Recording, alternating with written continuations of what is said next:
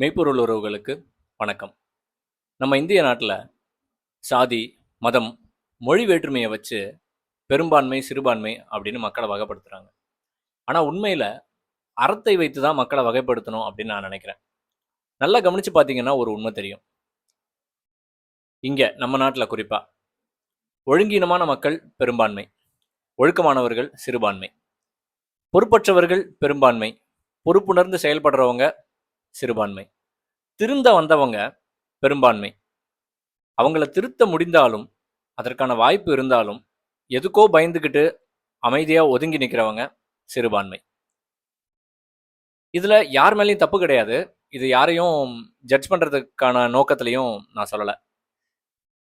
இதோட வேர்க்காரணம் நம்ம சுதந்திரம் கிடைத்த அந்த காலகட்டத்துக்கு வரைக்கும் பின்னாடி போகுது.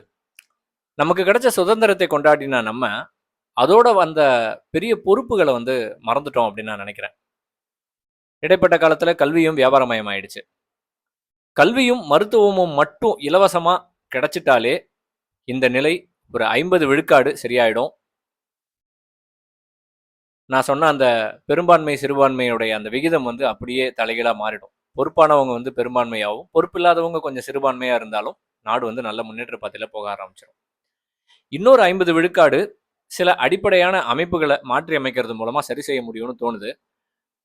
அதை பற்றி ஒரு சின்ன ஆராய்ச்சி பண்ணிட்டு இருக்கேன். அது என்னென்ன அப்படிங்கிறத அடுத்த வீடியோவில் சொல்கிறேன்.